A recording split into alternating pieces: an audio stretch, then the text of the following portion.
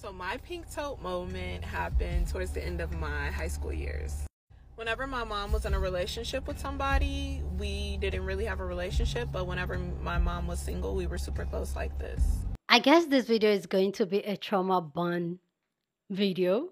Okay, so come on, guys, let's trauma bond. Let's tell all our pink toe moments, especially as a child. Hey, beautiful people, how you all doing today? It's your girl Destiny here, and welcome to my channel. How you are doing? Hope you guys are doing great. So this video, I didn't know this video was a video I needed, but I needed it, and I shared my own story. So you want to watch this video to the end, okay? So this video is a video, a topic that's gone viral on TikTok of people sharing their pink toe movement. And I know you'll be wondering what a pink toe movement. Me myself, I didn't know what that was too until yesterday. I knew what it was. So a pink toe moment is a moment where your parents overreacted to you as a child, or something you did, or something that happened without thinking properly, like they overreacted over something that happened or something you did as a child.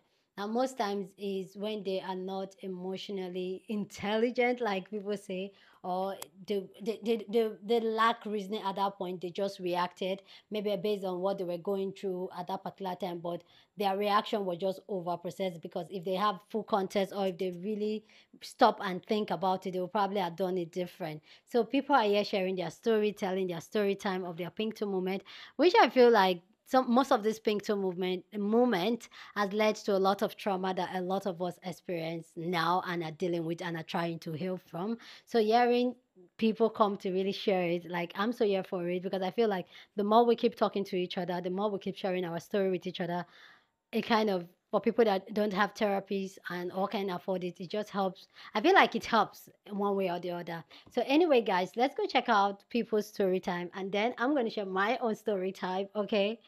And then we'll come back. Let's just check it out, okay? So my pink tote moment happened towards the end of my high school years. Whenever my mom was in a relationship with somebody, we didn't really have a relationship, but whenever my mom was single, we were super close like this. And so one night, my mom was in the room, and her husband at the time was in the front room watching football on the TV. And so I went in the room to talk to my mom, just to chop it up, like nothing serious or anything like that. And he gets up and he comes in the room and he's like, "You need to leave now because I'm coming in here." And I'm like, "But I'm talking to my mom." And he's like, "I don't care." So he picks up his like shoe that he's wearing, his house shoe, and he throws it at me. So I pick up the house shoe, right? And I throw it back, which he didn't really like that. So he's angry. So he picks the shoe up to like throw it and chase me or whatever. So I get up and I run to the front room. And so we get in the front room, he catches me, he grabs me by my, lifts me up in the sky, and he out. He me down on like the glass table that's there, and the glass shatters everywhere.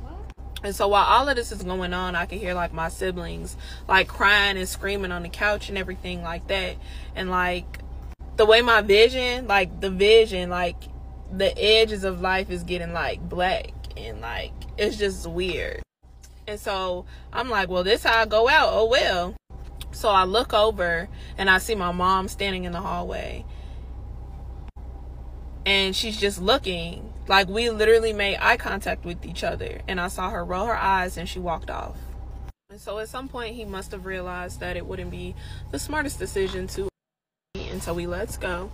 And I take off running to the basement. And so I'm down there and I'm literally crying. And like a couple of moments later, my mom comes down the stairs. She sits at the table directly across from me.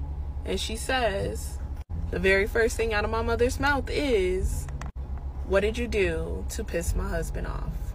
Wow. And honestly, I don't remember much of the conversation, or if anything else was said after that, or what I said, or any of that. But I knew that I started to shut down. And I knew in that very moment that I wasn't going to be able to live with my mom, that living there, it just wasn't an option for me. And in that very moment, I decided that I was going to be going to college. And that is my pink tote moment. My childhood was full of pink tote moments, but the one I feel that lives rent-free in my head was my 9th grade year. My father sent me to school during Regents Week because he's an immigrant from another country who did not understand what Regents Week was. And he comes from a country that values education. So he said, if school is open, you shall be there. So I went to school during Regents Week with no regents and no classes. While I was at school, the principal found an activity for me to do, and that activity happened to be doing the bulletin board for the following month, which was February. I spent my morning cutting out little hearts and getting borders and basically doing arts and crafts to design this lovely Valentine bulletin board. I actually was having a splendid day. Towards the end of the day, I wanted to put the things on the bulletin board, but they said that the staple gun would be a distraction for children taking their Regents, so they asked me to wait until Regents were over. Regents end at the same time that school would have ended for me. Now, when I started 9th grade, my dad drove me to the bus stop that is by my home. He drove me to the bus stop that is by my school. He gave me a bus schedule. He said, the bus gets here at this time, you get out at this time, so you should be home by this time. I don't want to hear no excuses. I don't want to hear the bus was late. I don't give a damn. You be here at this time. Because of this and the fact that I was going to have to take an extra 10 to 15 minutes in order to use the staple gun on the bulletin board after school had ended, I called my stepmother to ask her to ask my father if I could stay to do the bulletin board. I made this call towards the end of the day. She told me to let her call my father and wait in the office and she would call me back. She said, do not leave until you hear back from me. I said, okay. They told me that I couldn't wait in the office and they sent me back outside. So I went back to working on my little hearts until I heard back from my stepmother. My stepmother got back to me about 5 minutes, maybe 10 minutes after Regents ended and said, your father said that you cannot stay, pack up and go home immediately. So I said, okay. And I put all the stuff for the bulletin board away and I packed up my belongings and I went home thinking that I had done everything correctly. The 5 to 10 minutes that it had taken for me to receive a response and pack up my things caused me to miss the first bus that my dad said that I should be on. But for once, because I know that I called home, I was not worried. So I'm thinking, things are sweet. I'm on the bus riding home. I'm kicking my feet. I had a good day, damn it. I arrive home maybe about 10 minutes after the regular time that I'm supposed to be home. I get to the door and I push my key in the door. And before I can even finish turning my key, the door opens and my father snatches me in by my hair on the floor. He starts yelling, I told you that you could not stay, but you do what you want to do, and just starts wailing on me. I'm saying this man is holding me by my hair. He's in my face. At one point, I end up on the floor and this man me.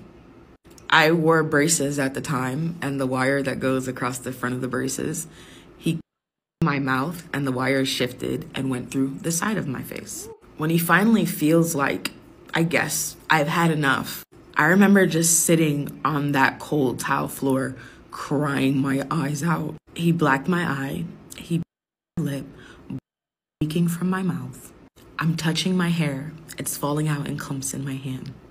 And I'm confused because I didn't stay. I waited on the phone call and I left. But my father didn't account for the time that it took for him to say no and the message to get back to me. So he assumed that I stayed anyways and did what I wanted to do. He beat me so bad that day, I didn't have to go back to school for the rest of Regents Week. He didn't send me. In fact, he packed me up and took me with him to another state because I looked so bad. I knew he wasn't going to let me out of his sight. He knew I was going to tell. And for people who don't understand what the pink tote moment is, it's a moment where something small that should be able to be discussed turns into something much bigger than it needs to be because the parent lacks emotional discipline. All my dad had to do was take a step back and think. But he was so driven by his rage and control and power, and just the idea that I would have defied him made him violently angry that he couldn't think. Brain cells were null and void. He beat the absolute brakes off of me that day because it didn't occur to him that there was time needed for his wife to call me back and the school to then relay the message to me. The pink tote moment is a generation of children telling you how emotionally immature and destitute their parents were. My childhood is full of pink tote moments. But that was the moment that I realized that common sense left my father when it came to power and control. Being the conversation around pink tote moments has me wanting to share a little bit, because if this can help somebody see the other side of things in having to experience all those pink tote moments, I would love to help somebody. But trigger warning, sewer slide, childhood, PTSD, all that stuff, which my therapist recently tried to diagnose me with PTSD, and I was like, damn, you kind of read my ass. But so in 7th grade, my mom had gotten really upset at me because I think I had like asked her if I could stay the night or something at a friend's house. Mind you, like my parents never let me stay the night anywhere. And honestly, this had all been culminating. Like there had been a lot of traumatic stuff. There had been stuff that I had brought up from like when I was way younger that she'd been really dismissive of. And so she yelled at me the whole night. I think that was the first night. My mom is like African, so she used to love calling me like the devil's child, like a very African ass thing to do. And so I was so distraught that night that I took a bunch of ibuprofen. It didn't work. I woke up the next morning. My mom was screaming at me because I was late for school. And then I just had to go to school after all of that and just act like nothing happened. Because I also, again, growing up in a very African household, wasn't allowed to talk about things that happened in the house. Fast forward to like my senior year of high school, it was prom night, and my curfew all the way up until I was like 20 years old was that I had to be home by like 10 p.m. No, 9. I had to be home by 9 p.m. So, of course, I didn't go home at 9 p.m. It was prom night. And I had the most amazing night with all of my friends. We'd gone to like IHOP to go eat or something after prom. And I get home. I'm fully in my prom dress. I'm so happy. And my mom just starts screaming at me like how ungrateful I am, how I'm a terrible child. I think I got home, y'all, at maybe like midnight or 11 p.m., something like that. And she was screaming at me about how terrible of a child I was and all these different things. So mind you, up until that point, I had been telling my mom that I was going to move out because I was like, I can't do this shit anymore.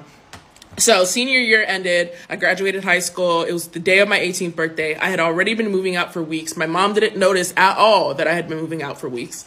I go to her job to go tell her that I moved out. I get to her job. She is livid. Like, she doesn't even believe me that I'm actually moving out.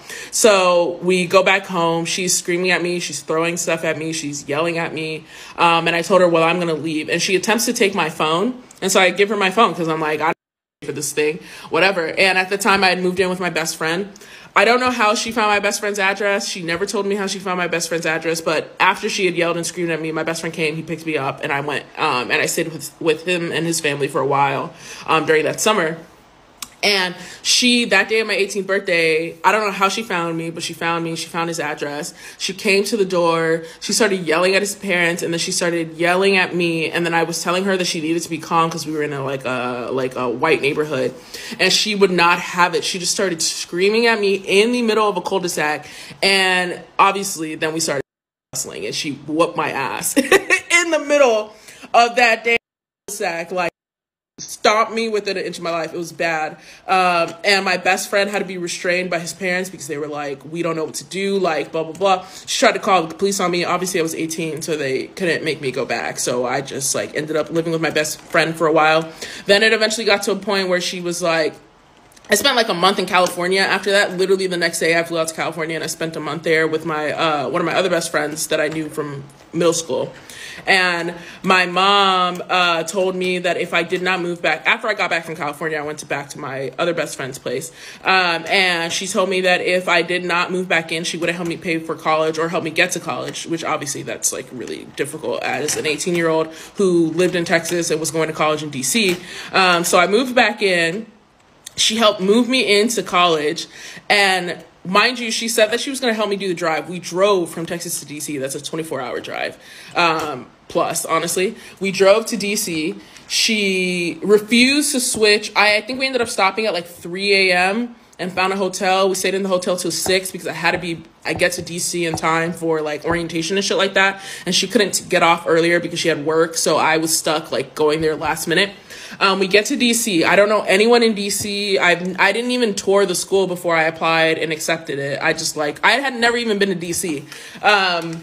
So we get to DC, we find my place, she drops me off, we're in the car, and again, she starts yelling at me. This was the thing my mom loved to do. She loved to, because she knew that it really hurt my feelings, she loved to tell me that I was ungrateful and that I was like untrustworthy and that I was selfish and all these things. And she knew that shit would dig at me really bad, so she would do it all the time.